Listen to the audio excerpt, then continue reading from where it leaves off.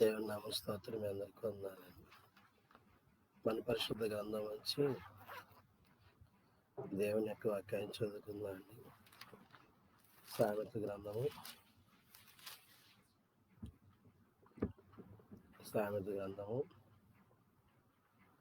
1వ అధ్యాయము 10వ వచనం చదువుతాను. నేను చదువుతాను. నా కుమారుడా, పాపులు ప్రేరేపింపగా,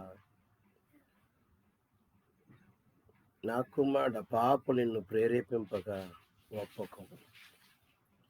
దేవుడి వాక్యం మన కొరకు దీవించును గాక. మళ్ళా నేను చూస్తానండి. నా కుమారుడ పాపులు నిన్ను ప్రేరేపింపగా ఒప్పకము. దేవుడి వాక్యం మన కొరకు దీవించును గాక. భక్తులైన సొలొమోను ద్వారాగా దేవుడు మాట్లాడుతున్నాడు. ఏమని సెలవిస్తాడంటే, నా కుమారుడా అంటున్నాడు. ప్రియ దేవుని బిడ్డలారా, స్త్రీ అయినా పురుషుడైనా ఆయన దృష్టిలో అందరూ ఒకటే. ఆయన చెప్తున్న మాట ఏంటంటే, పాపులు నిన్ను ప్రేరేపించినప్పుడు నువ్వేం చేయాలంటే ఒప్పకము. నువ్వు ఒప్పుకోకూడదు. పాపులు కనుక నిన్ను ప్రేరేపించినప్పుడు నువ్వేం చేయాలంటే నిరాకరించాలి. ప్రియ దేవుని బిడ్డలారా, ఎందుకంటే సాతానుడు అనేక విధాలుగా అనేకులను మన యొద్దకు ప్రేరేపించి తీసుకొస్తాడు. ఇక్కడ రాబడింది, సంచి అంతా ఒకటే, పద వెళ్దాం, దోచుకుందాం, నరహత్య చేద్దాం అని రాశారు ఇక్కడ. ప్రియ దేవుని బిడ్డలారా, మనము ఎవరు ప్రేరేపించిన పాపానికి మనం ఏం చేయాలంటే ఒప్పుకోకూడదు. కాబట్టి ప్రియ దేవుని బిడ్డలారా, మనం ఏం చేయాలంటే, నా కుమారుడ పాపులు ప్రేరేపించగా ఒప్పకము. పరిశుద్ధ గ్రంథంలో భక్తుడైన దావీదు గురించి ఒక మాట వ్రాయబడింది. ఏంటంటే ఆ మాట, సాతానుడు అతన్ని ప్రేరేపిస్తాడు. భక్తుడైన దావీదుని బాగా ప్రేరేపిస్తాడు. ఇంకో నా జనులను లెక్కించమన్నట్టుగా ఇశ్రాయేలు ప్రజలు ఎంతమంది ఉన్నారో యోవాబును పిలిపించి లెక్కించమని చెప్తాడు. అప్పుడు భక్తుని యోవాబు అంటాడు, వద్దు నాయన, నీ జనులు బహు విస్తారంగా ఉన్నారు. సాతాను ఎప్పుడైతే ప్రేరేపించాడో, సాతాను ఎప్పుడైతే ప్రేరేపణ కలిగించాడో, ఈ ప్రేరేపణకి భక్తుడైన దావీదు ఏమాత్రం కూడా రివర్స్ కొట్ల. దేవుడు సెలవిస్తాడుగా, నా కుమారుడ పాపులు ప్రేరేపించగా ఒప్పుకము. సాతాను ప్రేరేపిస్తున్నాడు, నువ్వు జనులు లెక్క పెట్టాలి. జనం లెక్కించమన్నప్పుడు, ప్రేరేపిస్తున్నప్పుడు దేవుని సన్నిధిలోకి వెళ్ళి, ప్రభువా నాకు ఇలాంటి ఆలోచన వస్తుంది, ఏంటిది నీ చిత్తమేనా, లేదా ఇది సాతాను ఆలోచన? ఇది సాతాను ఆలోచన కాబట్టి నాకు జయమని ప్రార్థన చేస్తే ఎంత బాగుండేది. ప్రార్థన చేయలా భక్తుడైన దావీదు. ప్రార్థన చేయకపోగా, దేవుని సన్నిధికి వెళ్ళి మొరపెట్టకపోగా, భక్తుడైన దావీదు ఏంటంటే కఠినమైన నిర్ణయాలు తీసుకున్నాడు. అంతే. ఇది దేవుని నుంచి వచ్చిందా, ఇది సాతాను నుంచి వచ్చిందా, ఏ మాత్రము కూడా ఆయన వివేచించలా, ఏ మాత్రము కూడా ఆలోచించలా. వెంటనే తన నిర్ణయాన్ని ప్రకటించేశాడు. జాగ్రత్త సుమా, పాపులు ప్రేరేపించినప్పుడు ఈ సొలొమోను రాసిన భక్తుడు అతను ఏం చేయాలంట, గట్టిగా అరవాలంట. మనం వెళ్దాం రా, పాపములకు ప్రేరేపించినప్పుడు, దొంగతనానికి నరచగలుగుతున్నప్పుడు, వాళ్ళు గట్టిగా పట్టుకుని పిడుస్తున్నప్పుడు గట్టిగా కేకవేయి. వాళ్ళు ఇంత ఉంటారుగా, ఏమన్నా ఉంటారా? ఉండరు. కాబట్టి ప్రియ దేవుని బిడ్డలారా, ఎప్పుడైతే జనులు లెక్కించాడో, దావీదు భక్తులు ప్రియ దేవుని బిడ్డలారా ఎప్పుడైతే లెక్క పెట్టాడో, దేవుని ఉగ్రత వచ్చేసేసింది. బాగా గ్రహించాలి. దేవుని ఉగ్రత ఎప్పుడైతే దిగిపోయిందో భక్తుల మీదకి, ఇస్రాయేలు ప్రజల మీదకి దేవునికి ఉగ్రత వచ్చేసి కొన్ని వేల మంది చనిపోయారు. కాబట్టి ప్రియ అధ్యయనం అంత భయంకరంగా ఉంటది. పాపులు ప్రేరేపిస్తే, అనగా సాతాను ప్రేరేపిస్తే, నువ్వు కనుక నిరాకరించకపోతే, నువ్వు లోబడిపోతే, ఎస్ అంటే, నువ్వు అవునంటే, సాతాను శ్రమ పొందాడా? దావీదు భక్తుడు శ్రమ పొందాడా? ఎవరికండి నష్టం? ఎవరికి ఇబ్బంది? ఎవరికి ఇబ్బంది కలిగిందండి? ఇశ్రాయేలు ప్రజలు కొన్ని వేల మంది చనిపోయారు. జాగ్రత్త కుమార్తె, దేవుని యొక్క వాక్యం జాగ్రత్త. మనము గ్రహించాల్సింది ఒకటే, నువ్వు మారు మనసు పొందావా? పాప క్షమాపణ పొందావా? నువ్వేం చేయాలి? పాపులు అనేకమైన వాటికి మనను ప్రేరేపిస్తావంటాను. నువ్వేం చేయాలి? ఒప్పుకోకూడదు. భక్తుడు లోబడకుండా ఎంత బాగుండేదండి దావీదు భక్తుడు, ఎంత బాగుండేదండి.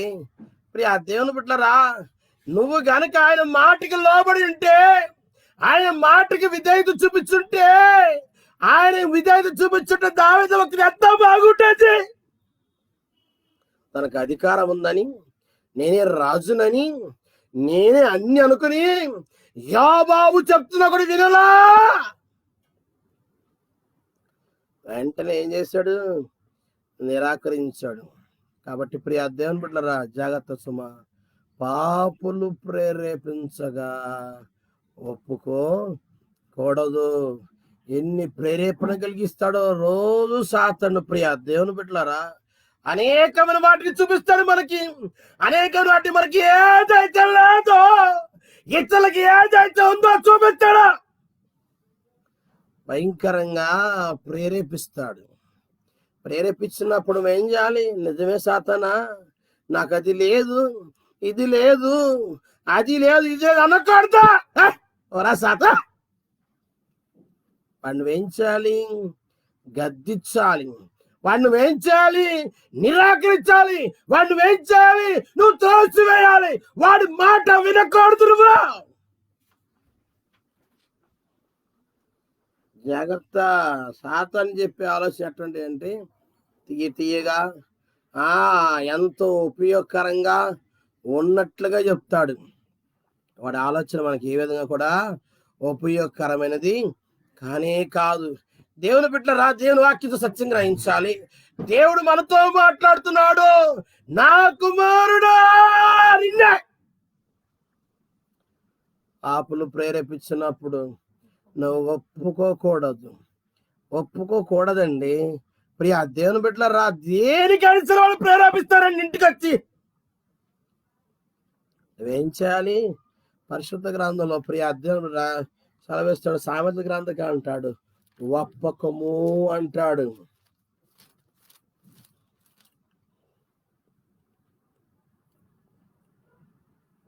చూడండి అంటాడు, చూడండి. మాతో కూడా రమ్ము, మనం ప్రాణము తీటకే పంచిందము. నిర్దోషి ఒకరిని పట్టుకొని దాగిందము. పాతాళం మనుషులు మృంగివేనట్లు వారి జీవంతోనే మృంగివేదు. చూడండి ప్రియ అర్థంలో ఇక్కడ చెప్తున్నారు 13వ వచనం, పలువిధల మంచి సొత్తు మనకు దొరుకును, మన ఇండ్లు దోపుడు సొమ్ముతో నింపుకుందాము, నీవు మాతో కూడా పాలుబడి యుందము అంటున్నారండి. వాళ్ళ ఆలోచించండి, వాళ్ళు మన బలహీనత మీద సాతాను దెబ్బ కొడుతున్నాడండి. మనకి ఏదైతే లేదో వాడు చెప్తాడు, ఇగారికి ఇది లేదు. దేవుడేమో నీ పొరుగు వాని దేనిని కూడా ఆశించొద్దయ్యా, నీ పొరుగు వాని దాని కొరకు దేనికి ఆశపడద్దు, చూడొద్దు, లక్ష్య పెట్టొద్దంటే సాతాను చెప్తున్నాడు. చూడండి మాట ఎట్లా ఉండి ఇలా మాటలు, పలు విధమైన మంచి సొత్తు మనకి దొరుకును, మన ఇండ్లు దోపుడు సొమ్ముతో నింపుకుందము, నీవు మాతో కూడా పాలివాడవై యుందుము, మనందరికీ సంచి ఒకటే యుండును అని వారు నీతో చెప్పుదురు. నా కుమారుడా, నీ వారి మార్గన పోకుము, త్రోవల యందు నడవక నీ పాదం వెనుకకు తీసుకొని. దేవుని యొక్క మాటలండి. వాళ్ళు అంటున్నారు, మనకెంత ఒక సంచే, మనం దోచుకున్నాం రా. ఎలాంటి దోచుకోవటం అంట? వాళ్ళు చెప్తారు, పలు విధములైన మంచి సొత్తు మనకి దొరుకును. దేవుని యొక్క మాట ఏంటి? నీ పొరుగు వాని దేనిని కూడా నువ్వు ఆశింపకూడదు. నీ పొరుగు వాని భార్యనైనను, ఎద్దునైనను, గాడిదనైనను దేనిని కూడా నువ్వు ఆశించకూడదు. నీకెందుకంటే పొరుగు వారి సొమ్ము అది ఎలాంటిది?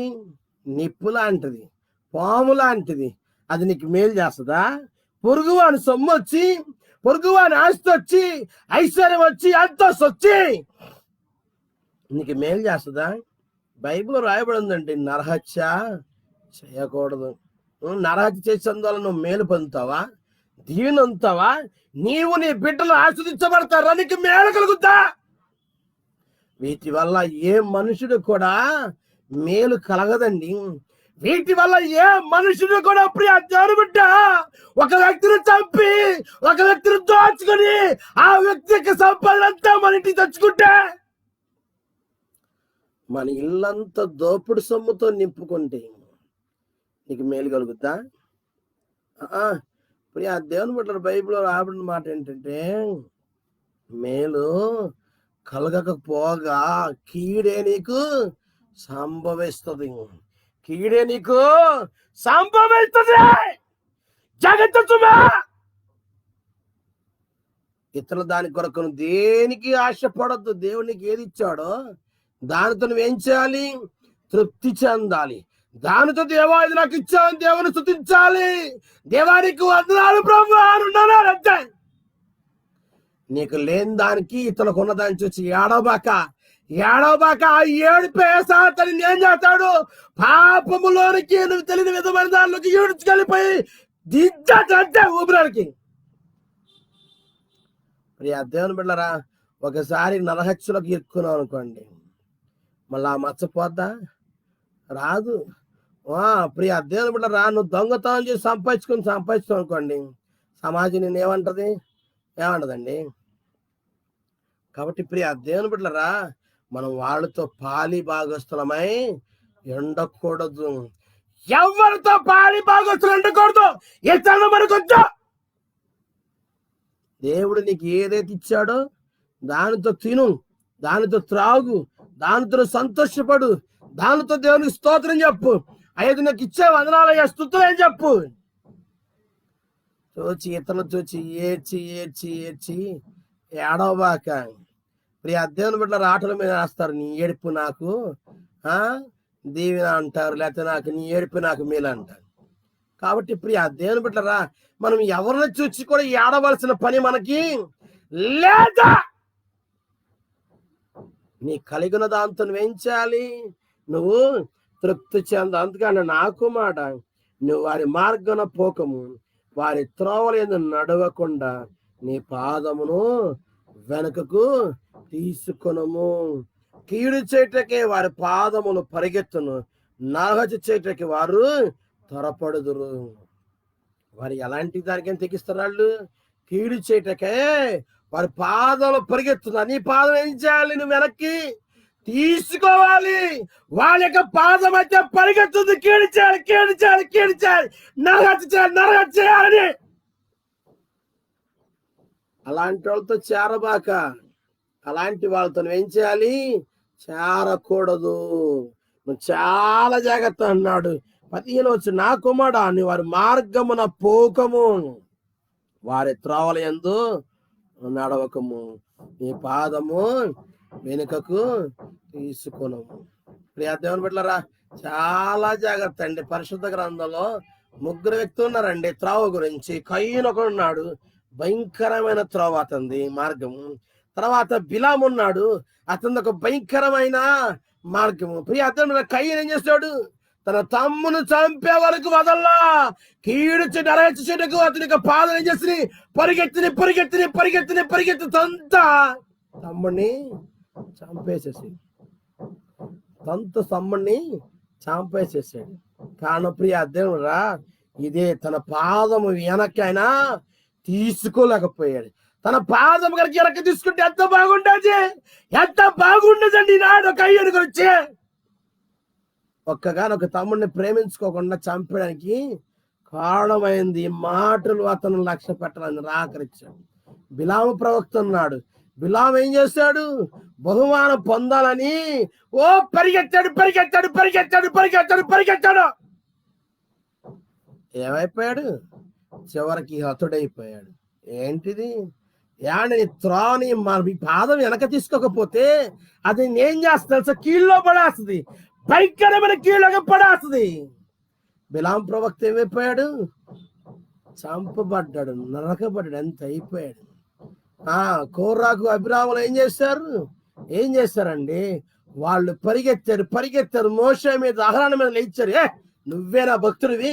నువ్వేనా నువ్వేనా నువ్వేనా పరిస్థితుడివే? చూడండి, వాళ్ళ పాదం వెనక్కి తీసుకుంటే ఎంత బాగుండేది. మనకి ఎందుకు వచ్చింది? మోషేని దేవుడు మనకి నాయకుడిగా ఏర్పాటు చేశాడు. ఐగుప్తు దేశంలో 10 తెగులు రప్పించాడు, గొప్ప కార్యాలు దేవుడు చేశాడు. ఈ ఎర్ర సముద్రం దేవుడు దాటిచ్చాడు. ఇన్ని గొప్ప కార్యాలు దేవుడు చేస్తాడు, మన్నాను కురిపించి అన్ని చేస్తాడు కదా. మనకి ఎందుకు వచ్చిందిలే అని తమ తగ్గించుకుని మోషే మాటకు దేవుని మాటకు లోపడితే ఎంత బాగుండేది. ఏమండి, తమ పాదములు వాళ్ళు ఏం చేస్తారు? వెనక్కి తీసుకోలేకపోయారండి. కోరాకు అభిరామ్ ఏం చేశారు? ప్రేరేపించారు. మనకు మోషే కాదు, మన పరిస్థితులమే. ఎప్పుడైతే వాళ్ళు ప్రేరేపించారో ఆయనతో పాటు 250 మంది వెనకాల చేరారు. 250 మంది చేరారు. మనకి మోషే నాయకుడు కాదు, మనము కూడా నాయకులమే. మన మోషే మాట వినవసరంలా, మనకి మోషే నాయకుడు కాదని మోషే మీద తిరుగుబాడతానని చేశారు. మోషే మీద అహరోను మీద తిరుగుబాడతానని చేస్తే ప్రియా దేవుని పట్ల చూడండి ఎంత అనాలోచనతో కూడిన నడక అది. ఎంత అనాలోచనతో కూడిన నడక. తన పాదం వెనక్కి తీసుకుంటే, వాళ్ళతో చేరకుంటే ఆ 250 మంది ఎంత బాగుండేది. ఏమండి, కోరాకు అభిరాము తాత కదా. ప్రియా దేవుని పట్ల వాళ్ళతో పాటు 250 మంది ఏమైపోయారు? ఏమైపోయారండి? వాళ్ళకి ఏదో సాతాను రేగిస్తున్నారు. వాళ్ళకి మిగిలిన జ్ఞానం వద్దా? ఏమండి, ఆధిపత్యం కోరుకుంటే సంఘంలో ఎలాగే ఉంటది. ఆధిపత్యాన్ని, అహంకారాన్ని, గర్వాన్ని నువ్వు కోరుకుంటే ఇలాగే ఉంటది. నువ్వు తగ్గించుకోవాలి. సంఘంలో ఏంటి, సమాజంలో ఏంటి, ఇంట్లో ఏంటి, బయట ఏంటి. నువ్వు తగ్గించుకున్నప్పుడు నీకు ఎప్పుడు కూడా మేలే జరుగుద్ది. తాను తగ్గించుకున్నవాడు హెచ్చించుకున్నవాడు తగ్గించబడతాడు. ఆటోమేటిక్ ఎవడు తగ్గించవసరం అట్లా డౌన్ అయిపోతాడు. ప్రియ అర్థం రా, ఆ 250 తమ పాదములు వెనక్కి తీసుకోలేకపోయారు. తమ వాళ్ళ త్రోవ నుంచి వారు తప్పుకోలేకపోయారు. ప్రియ దేవుని చూడండి, వారు నీ పాదం వెనకకు తీసుకున్నారు. వాళ్ళు ఏం తీసుకోలా, పాదం వెనక్కి వెనక్కి తిప్పుకోలేదు. వాళ్ళ త్రోవలో చేరిపోయి మోసే డౌన్ అన్నారు. మాకు మోసే నాయకుడు కాదు, అహరోను మాకు ప్రధాన యాజకుడు కాదు, మాకు వద్దసలా. దేవుని యొక్క వాక్యం సత్యం గ్రహించాలి. ఎప్పుడైతే వాళ్ళ తమ త్రోవలో వెళుతూ తమ పాదం వెనక తీసుకోలేదో, వాళ్ళు ఎప్పుడైతే వాళ్ళని అనుసరించారో వాళ్ళ మీదకి దేవుని యొక్క ఉగ్రత వచ్చేసింది. అంతే భూమి నెరవేర్చింది. వాళ్ళందరినీ భూమి మింగేసి మిగిలిన వాళ్ళని అగ్ని వచ్చి దిగి కాల్చి పారేసి. ఎంత భయంకరమైనో, ఎంత దారుణమో. భూమి నెరవేర్చి మింగేస్తుంటే ఇశ్రాయేలు ప్రజల్లో భయము, వణుకు వచ్చేసింది. అందుకే దేవుడు చెప్తాడు, నా కుమారుడా, పాపలు ప్రేరేపించినప్పుడు ఒప్పుకోవద్దు. నువ్వు చేయవలసిన పని ఒకటే. నువ్వేం చేయాల్సి తెలుసా? నువ్వు వారి మార్గమును పోకము, వారి త్రోవలను నడవకుండా నీ పాదమును వెనుకకు తీసుకోవాలి. నీ పాదం ముందుకు కథ వేస్తుంది, వెనక్కి తీసుకోవాలి. వారి త్రోవను చేరవద్దమ్మా. వారి త్రోవలకి ఎలాంటి మేలు లేదు. వారి త్రోవల కట్లభావం ఉంది, విషసర్పం ఉంది అక్కడ. నువ్వు వారి త్రోవలో పోయినప్పుడు అది ఏం చేస్తుంది? కాటు వేసేస్తుంది. కాటు వేస్తే నువ్వేమైపోతావు? చచ్చిపోతావు. నువ్వు హతుడివి. నువ్వు మృత్యునంది నువ్వేం చేయగలుగుతావు? వాళ్ళు అనుకున్నారు ప్రాతాలు మింగినట్లు మనం అందరం మింగేద్దాం. నీకు అంత గొప్ప శక్తి ఉందేంటి? నువ్వు అంత గొప్పడివా? ఊపిరి ఆడకపోతే, కిడ్నీ పని చేయకపోతే, జలుబు చేసి జ్వరం వచ్చి కొట్టమిట్టాడుతుంటే వీటినే తట్టుకోలేవే నువ్వు? ప్రియా దేని బిడ్డ, నువ్వే అంత, నీ శక్తి అంత, నీ బలం ఎంత? ఆప్తల ఒక మనిషి యొక్క పరిస్థితి. ఆయన సర్వశక్తి గల దేవుడు. ఆయనతో మనం ఏ విధంగా కూడా రివర్స్ చేయకూడదు. మనం ఆయన మాట వినాలి. ఆయన చెప్తున్నాడు, నా కుమారుడ పాపులు ప్రేరేపించక ఒప్పుకోకము. నువ్వు చేయవలసింది ఒకటి, నీ వల్ల పట్టదు. యేసుప్రభుని కోరుకో. యేసుప్రభునికి ఏం చేస్తాడు? ఆయన నీకు సహాయము చేస్తాడు. ఆయన నీకు సహాయం చేసి నేనేం చేస్తాడు? చక్కటి త్రోవలు ఆయన నడిపిస్తాడు. నేనే మార్గం అన్నాడుగా. ఆయన ఏం చేస్తాడు? చక్కటి మార్గం నిన్ను నడిపిస్తాడు. నేనే మార్గము, నేనే సత్యము, నేనే జీవం అన్నాడు. ఆయన మార్గము వెలుగైన మార్గం మనకి ఏం చేస్తాడు? చక్కగా నిన్ను నడిపిస్తాడు.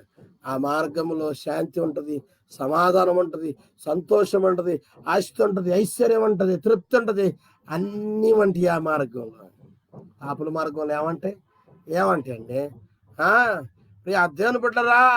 ఈ లోకాన్ని చూసి నమ్మవద్దు. అందుకే ఒక భక్తులు ఒక పాట రాశాడు, నమ్మవద్దు ఈ మాయాలోకాన్ని చూసి ఆశ చూపి మోసం చేయనన్నాడు.